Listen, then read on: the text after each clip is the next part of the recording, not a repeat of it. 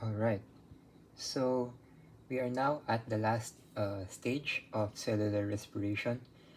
This is where most of the ATP is generated. Um, Through the citric acid cycle, the stage before this, we were given the materials that are needed in order to carry out the processes in the electron transport chain. So, in a way, the citric acid cycle indirectly creates ATP, but it does not create majority of the ATP itself. Um, this is where the electron transport chain goes in. So again, just like pyruvate oxidation and Krebs cycle, the ETC happens within the mitochondrial membrane, or in other words, just inside the mitochondrion, usually of eukaryotic cells. And as you can see in this illustration, there are various complexes, or specifically complex 1, 2, 3, and 4. So more on this later. Um, Basically, all of these, as well as relevant molecules that we'll be discussing later, they all facilitate the transfer of electrons. So let's go to the role first of the ETC. So it's responsible for the production of ATP using what type of phosphorylation? Oxidative, not substrate level. Again, substrate level only applies to glycolysis and Krebs cycle. But oxidative phosphorylation happens here. I'm looking for an elaboration on that. Perhaps we'll talk about it later. Okay. Um, so the high energy electrons that are produced by the Krebs cycle, more specifically the NADH and FADH2, um, they're basically going to be used here. So the intention is also to reduce oxygen in order to form water. Like what was stated earlier, I mean, not earlier, in the previous video, let me find that. I think it's this. Yeah, it's this one. So, as you can see here, in the electron transport chain, a byproduct is water. So it makes sense to say that the ETC reduces oxygen in order to form water. So, let's talk about the components first of the ETC. Let's go here. So, we have complex 1. In other words, NADH dehydrogenase, although I didn't say it here. We have complex 2, succinate dehydrogenase. Sorry, this is complex 2. And you have to take note of something called ubiquinone. So it's abbreviated as Q. So this is basically a lipid soluble molecule that carries electrons from complex 1 and 2 to 3. So as you can see here, this is ubiquinone. So from complex 1 to 3, from complex 2 to 3, although I didn't place an arrow that says it goes from complex 2 to 3. But yeah, let's go to the function of complex 1. It's not stated here, but basically this accepts electrons from NADH. So NADH electrons, and then it is converted into NAD+. These, so the complex 1 transfers these electrons to ubiquinone, which then goes to complex 3. So let's go to complex 2 first. It may be possible for these electrons to also be transferred to complex 2. Let's see. According to the definition, in complex 2, this is where electrons are accepted, ones coming from FADH2. So FADH2, by the way, again, is produced in the citric acid cycle.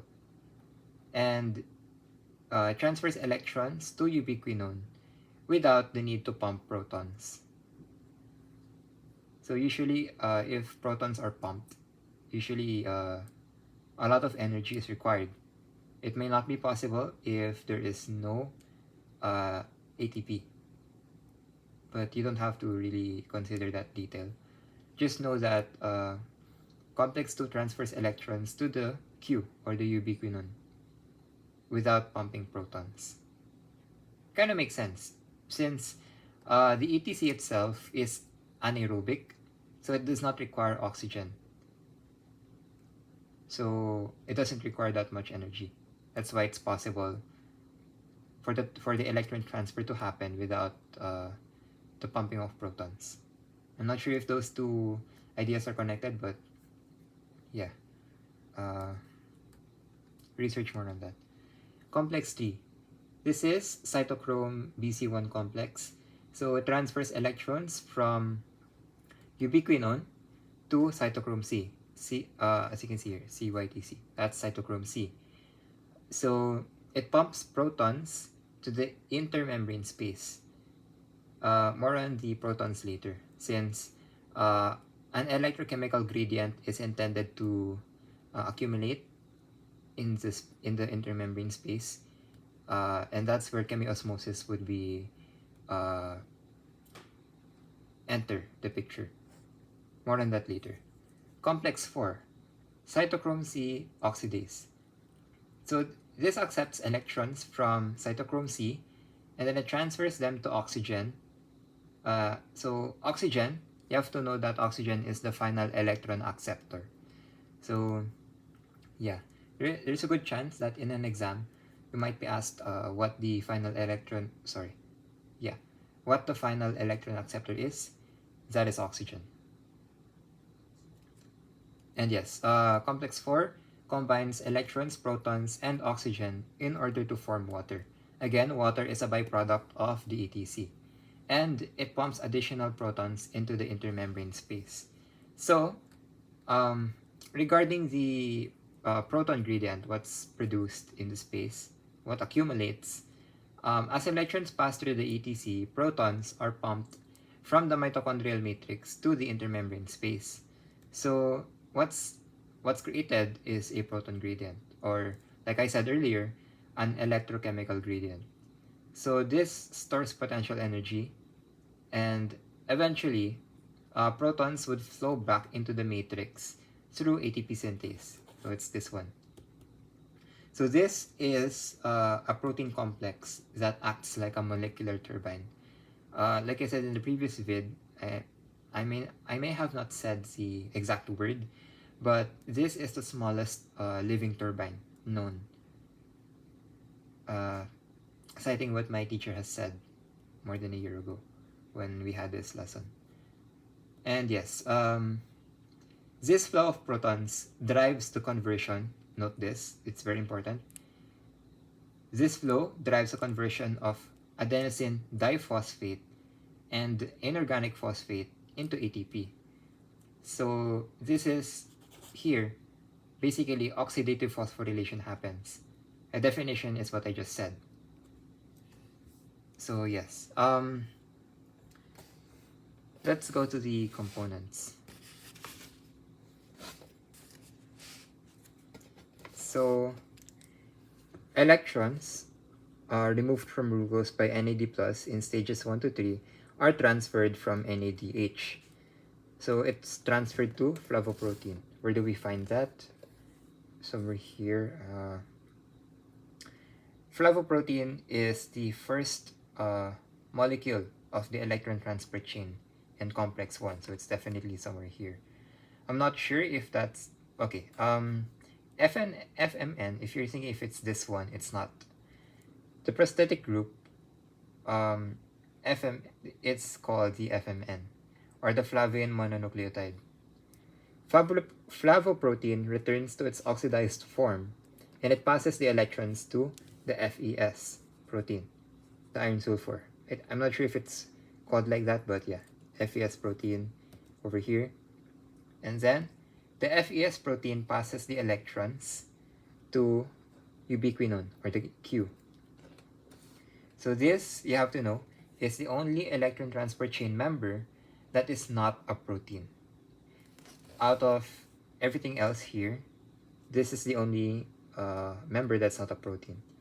This is also a mobile electron carrier, and it's a small hydrophobic molecule. Again, coming from complex 1 to 3 or from 2 to 3, ubiquinone is usually the bridge for the transfer of electrons. So, the most remaining electron carriers between ubiquinone and oxygen are cytochromes. They're proteins, such as this one, cytochrome C. We also have C1, A, A3, although I don't think you have to memorize them unless you're in med school. Yeah. The prosthetic group, heme groups with an iron atom that accepts or donates electrons. I'm not sure what's the relevance or significance or the point for having a prosthetic group, but yeah, that's all I'm gonna say. ATP synthase, like I said earlier, it's this part. So protons move one by one into binding sites, causing a spin which catalyzes ATP production from adenosine diphosphate to inorganic phosphate. So this is the only site that provides route through the membrane for the hydrogen ions. Again, hydrogen atoms are being suspended in the intermembrane space because of, well, I suppose it's a byproduct of what has happened in the ETC. So as a result, the accumulation allows for, in a way, they cannot enter. They can only enter through the ATP synthase. So, yeah. Again, it's the only site that provides route through the membrane for the H ions. So this passage uses exergonic flow of, what do you call this? I don't like my writing. What is that?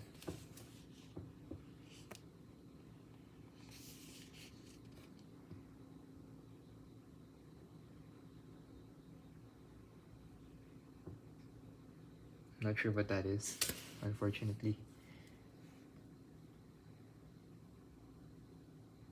Okay. So yes, it drives the phosphorylation of ATP.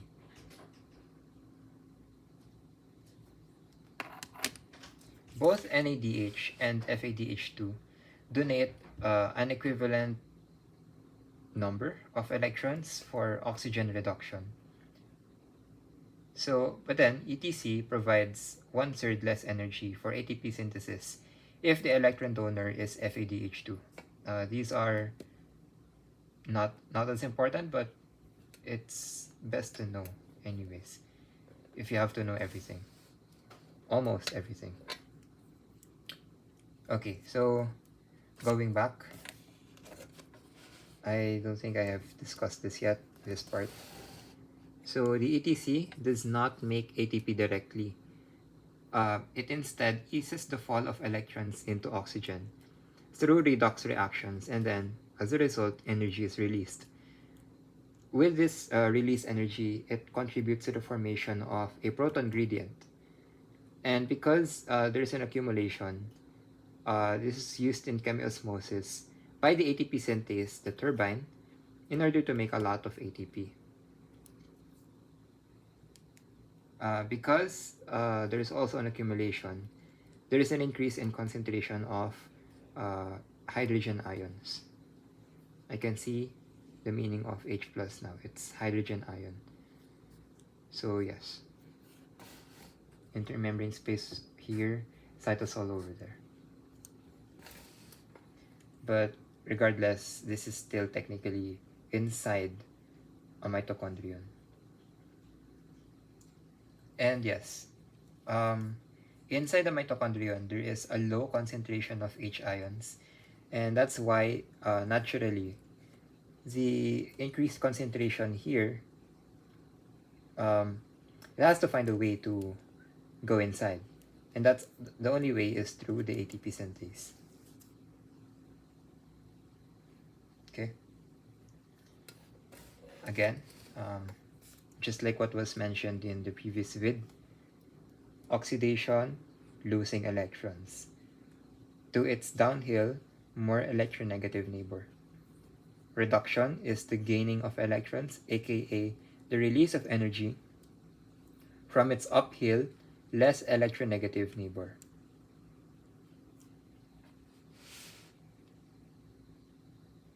Okay, next.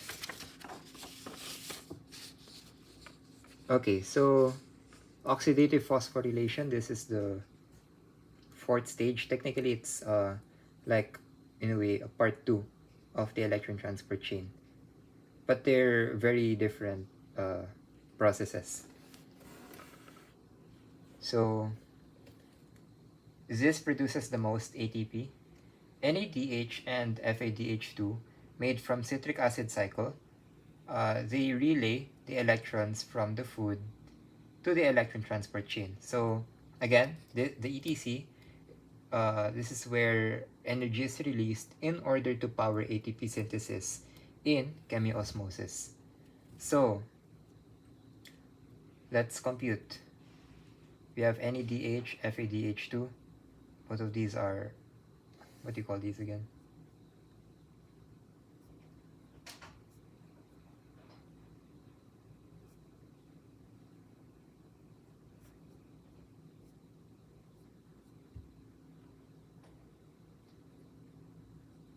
Yeah, let me just clarify on that.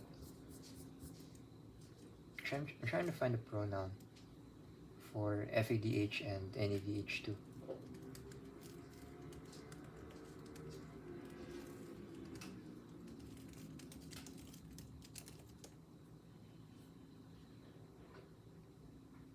Okay, so they're electron carriers.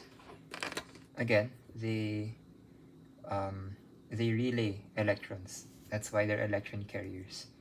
So let's go here. Glycolysis, the first stage. 2 NADH are produced as well as 2 ATP. Again, supposedly, what's produced is 4, but because there was an EI phase, 4 minus 2, that makes 2. So we have 2 left. Pyruvate oxidation. 2 NADH are produced. That's it. Nothing else. The citric acid cycle.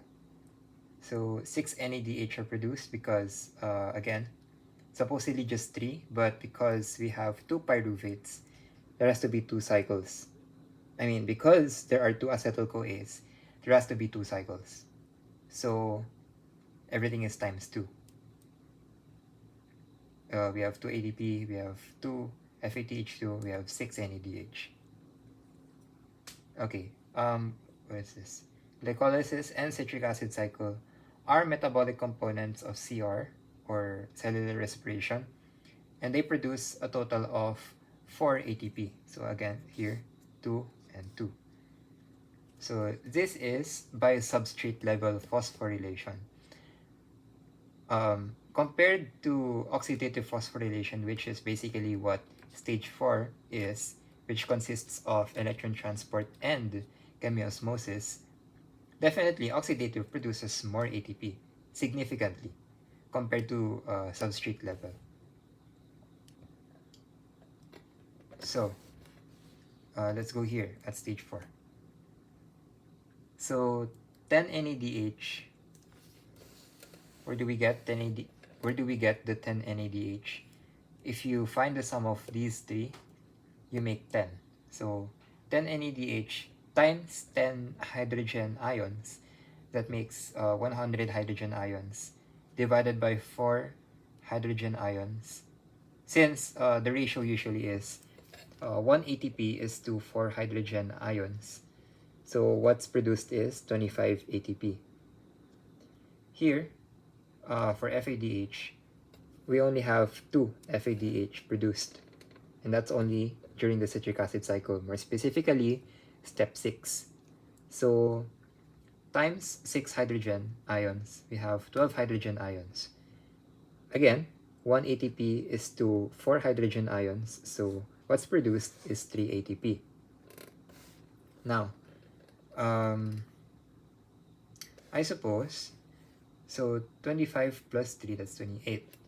Plus 4, 32. So usually Yeah, the math makes sense.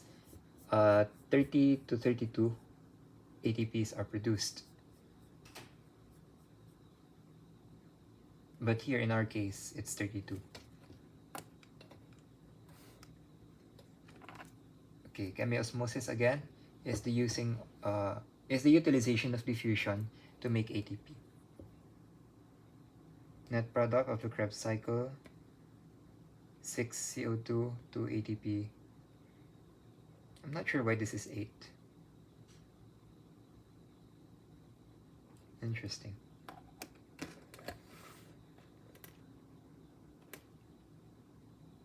Okay.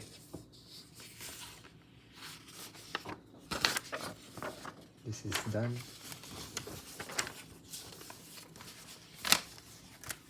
What is this? Okay. We'll have a rundown on this first. So we have membrane proteins, 2, integral and peripheral. Membrane carbohydrates, we have glycolipids and glycoproteins. For membrane transport proteins, we have channel proteins and carrier proteins. In a way, I categorized them. But the definitions, you gotta research them. I didn't write them here. Passive transport. This is the movement of molecules along a concentration gradient. So there's no need for ATP to function. This is what I was talking about earlier. Maybe an example of passive transport is when, the fact that stages 3 and 4, more specifically the Krebs cycle and oxidative phosphorylation, both of them are anaerobic. So in a way, I think they're passive transport. I'm not sure about that. But technically, it's still about diffusion, more specifically chemiosmosis. So even if there's no oxygen, they can still, stage 4 can still function. ATP, through the process called oxidative phosphorylation, can still be produced. So yeah. Some of them use transport channel protein to move water across the cellular membrane. I remember making another reviewer talking about which molecules can be transported across the cellular membrane through the channel protein, since this one can be used in passive transport.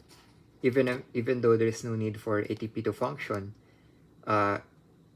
the transport is still possible for select molecules. I hope it's here, the complete reviewer. Anyways, so examples of passive transport, we have simple diffusion, osmosis, and facilitated diffusion. An example, I think it's here.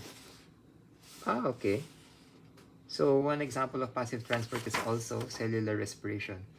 I'm not sure though if it is an example. This one is a complete example, as in all stages can function through passive transport. I haven't seen that yet. I can't be sure. But it's not easy to think that it's true for stages 3 and 4, since they're all anaerobic. So for example, they transport, aside from water, we have CO2, O2, and lipids. Lipids such as, what do you call this? Steroids. Oh no, steroids are different, I think. I'm not sure. My memory isn't that clear anymore. Next page.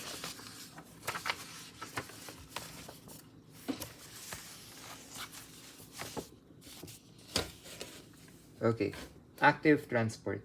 This is the movement of molecules against a concentration gradient. So if passive doesn't need ATP to function, active transport requires ATP to function. And yes, it makes sense because there is a concentration gradient. And one thing that you also have to know is that although passive transport well, it doesn't require ATP to function, but it's slow. The transport duration is slow. In active transport, it's fast. So there is a use of transport carrier proteins to move sugars across cellular membrane. So sugar cannot be transported by passive, it can only be transported by active. So yes, like I said earlier, the process is rapid and dynamic. Well, this is the only thing I said, not dynamic, but yeah. Three types, well, not types. Under active transport, we have exocytosis. This is wherein a molecule or an ion exits the cell. For example, pancreatic cells secreting insulin, neurons, more specifically the nerve cell, releasing dopamine. I think this is something, it has something to do with reward in the brain. Endocytosis, this is the molecule or ion that enters the cell, and there are three types.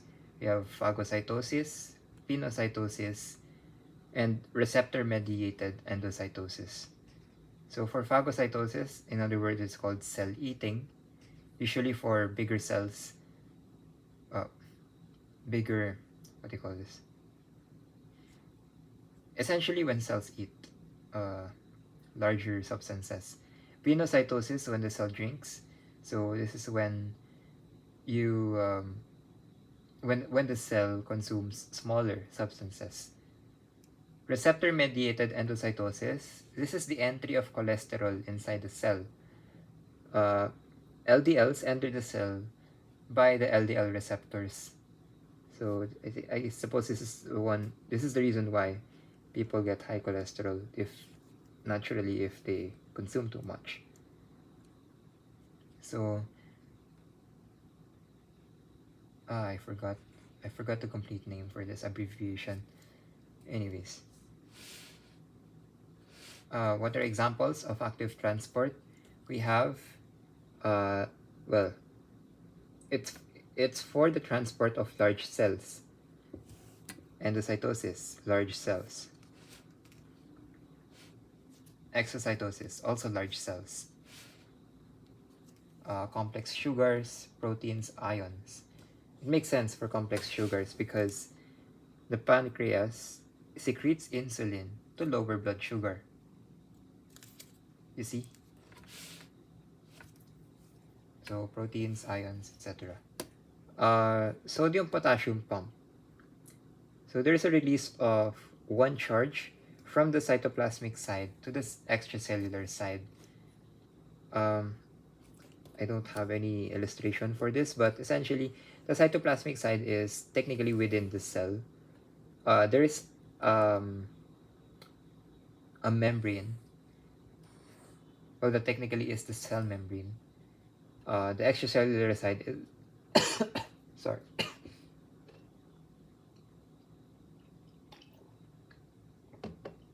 Sorry about that.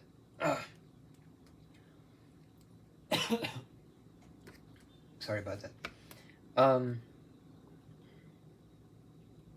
Where were we? Yeah. The extracellular side is basically the outside of the cell. So 3 sodium ions are released to the outside and 2 potassium ions are released to the inside. And in order to maintain high concentration of sodium and potassium, well, yeah, that's basically the intention of the pump. One example is, well, it's used by the kidney cells. What's the importance? Another importance is to maintain fluid and blood volume.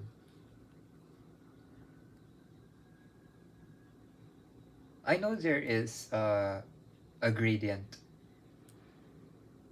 So this is what tends to happen. 3 sodium ions released to outside. So that means there is a lack of sodium outside at this extracellular side. And consequently, at the same time, potassium ions are released to the inside. There is a lack of potassium ions inside the cell. In other words, the cytoplasmic side. I think that's the case here. or maybe it's the other way around. You just have to note that uh, in the sodium potassium pump, it uses active transport. This is again the movement of molecules against the concentration gradient. So whatever is against this function, well, that's the concentration gradient orientation for the sodium potassium pump.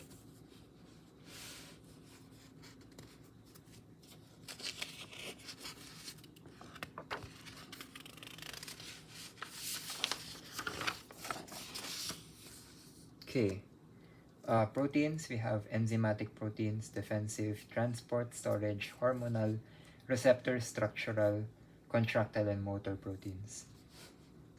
Protein structure and function, we have two, fibrous protein and globular. Levels of protein structure, we have primary, secondary, tertiary, quaternary. For primary structure, this is the linear chain of amino acids. For secondary, it involves interactions between backbone constituents. Tertiary structure, we have 3D shape stabilized by interactions between the side chains. Quaternary, there's no definition. You can research that on your own. It's not here. Tenets of the modern cell theory. Cell is the basic unit of life. All living things are made of cells. And third, living cells come from other living cells. I believe they're already self-explanatory.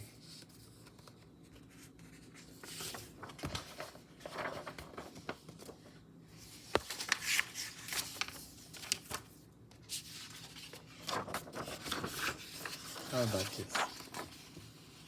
Okay, let's talk about this first. Okay, so regarding the major function of membrane proteins, there are 6. Transport, signal transduction, intercellular joining, cell-to-cell recognition, enzymatic proteins, as well as attachment. What are the factors that affect membrane fluidity? We have 3. Temperature, type of lipid membrane, presence of cholesterol. So for temperature, if there is an increase in temperature, there's an increase in fluidity. And essentially, temperature and fluidity are directly related. What do we mean by membrane fluidity in the first place? What are we talking about? We're talking about this. Let me show you the illustration. So yeah.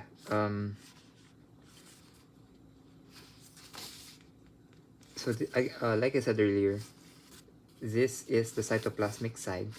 This is the extracellular side. Extra or exa? I'm not sure.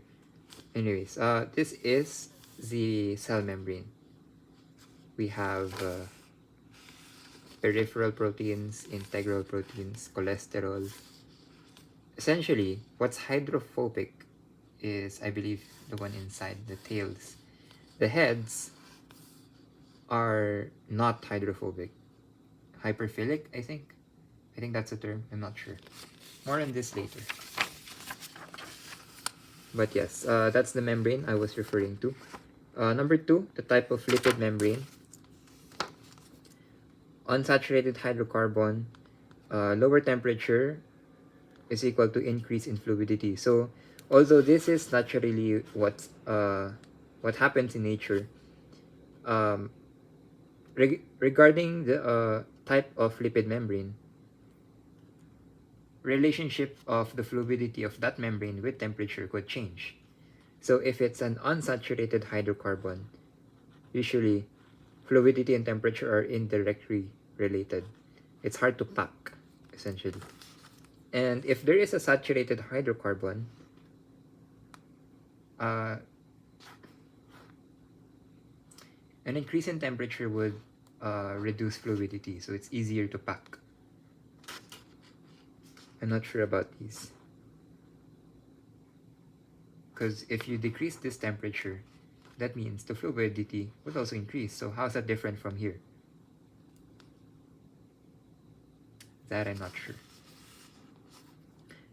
Number 3, presence of cholesterol. So cholesterol acts as the fluidity buffer for the membrane, and it resists changes in membrane fluidity. So if you increase temperature, there is less fluidity, more viscous, in other words. If you decrease temperature, there would be an increase in fluidity. Like the illustration I shown earlier, presence of cholesterol, for example, this. So, membranes solidify. When they solidify, enzymatic proteins become inactive. When they fluidify, protein functions impair, or they do not function properly. So it is important for membranes to have the right balance. They're not too solid, they're not too fluid, in order for no issues to arise. That's it. Next page.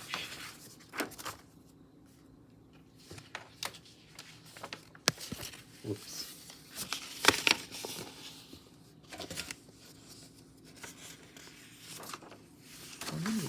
How many more do we have here? Okay, so Calvin's cycle.